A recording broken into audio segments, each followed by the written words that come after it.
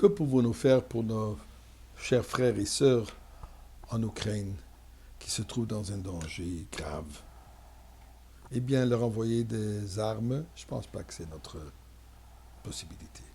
Mais nous pouvons, nous et les armer avec Torah, Tfilah et Tzedaka, avec Avat Israël. D'ailleurs, je vous invite à participer dans les différents appels de fonds qui sont faits spécialement pour les shluchim, qui sont là-bas en train d'aider. Personne d'eux ont quitté, dans toutes les villes à travers l'Ukraine, tous les shluchim, dans les endroits les plus dangereux. Ils sont restés en train de sauver des vies, aider tout ce qu'ils peuvent. Ils ont besoin de nos fonds. À la fin du programme, je vais noter un site particulier que j'ai vu, qui m'a l'air qu'on peut faire confiance, et de participer là-dedans. Mais nous savons aussi qu'il y a Torah, Tfilah ou Tzedaka. L'ajout dans l'ajout de la Torah, l'ajout dans la prière, et le rajout dans Tzedaka. Eh bien, nous allons commencer aujourd'hui avec une prière. Je vais réciter le chapitre 120 de Tehillim, je vous invite à en faire de même. שיר אמר לו ישראל אדוני בצורה שלי כרוס ויענני אדוני יציל נפשי משפת שקם לשון רמייה וייתן לך מיוסף לך לשון רמייה חיצי גיבר שוננו מגח לרסמים אוי לי כי גרתי משהו שכנתי מולי דור רבס שוכנו לו נפשי מסויני שולוים אני שולוים וכי אדבר המו למלחמה. Prenez une presse, une pièce de tzedaka, mettez dans la boîte de tzedaka que vous avez, tout ça avec la pensée que ceci soit bon, aide nos chers frères et sœurs en Ukraine. Et maintenant pour un Dvar Torah. La Torah commence, Parashat Pekudei, la dernière paracha du livre Shemot, où la Torah nous raconte que Moshe Rabbeinu prend le compte, fait un décompte exact de tous les objets, l'or, l'argent, le cuivre qui a été offert pour le Mishkan, pour la construction du Mishkan. D'ailleurs, un Midrash nous dit que Moshe Rabbeinu avait très peur qu'il va être accusé qu'il a abusé de cet argent, puisque dans son compte, il lui manquait quelques pièces de cuivre. Et Dieu lui dit, je vais témoigner à ton honnêteté, tu n'as rien à craindre. La manière que Moshe Rabbeinu nous donne le compte, la Torah nous dit qu'il mentionne, il enregistre le poids total de l'or, de l'argent et du cuivre. Intéressant. Aucune mention de la valeur de l'or ou de la qualité de ces métaux précieux.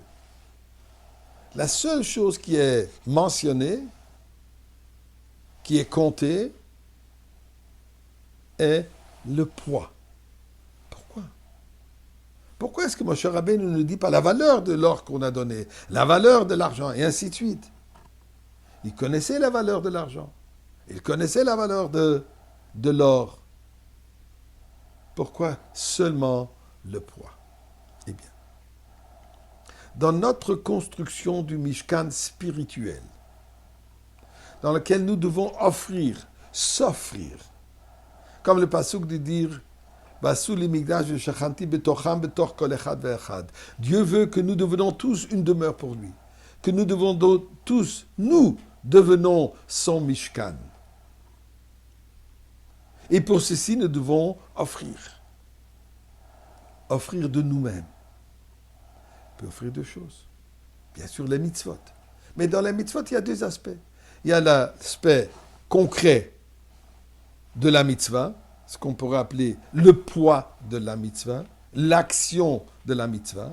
Et ensuite, il y a la valeur, la qualité, la manière comment on fait la mitzvah. Le cœur qu'on y met, l'intensité qu'on y met, l'intention qu'on y met, la compréhension qu'on y met. On pourrait penser que comment est-ce qu'on construit notre Mishkan? C'est par la valeur, par l'intensité, par la flamme avec laquelle on fait la mitzvah.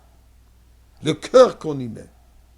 Nous dit Moshe Rabbeinu, nous dit la Torah, en premier lieu, on construit le Mishkan avec l'action, le poids. Tout simplement, allumer les bougies de Shabbat, mettre les tefilines, poser la mezouza, ainsi de suite. Baruch Hashem, on a 613 mitzvot, et elles sont toutes reliées à une action concrète. Nous dit la Torah, et les Pekudei Mishkan, comment est-ce qu'on compte? Comment est-ce qu'on construit le Mishkan? C'est avec les actions. Bien sûr que l'intensité, bien sûr que le cœur qu'on y met a une valeur particulière, mais tachlis, c'est l'action elle-même. Donc, mes chers amis, faisons encore une action, peu importe laquelle. Encore une action et nous aidons avec cela nos chers frères et sœurs en Ukraine et dans le monde entier.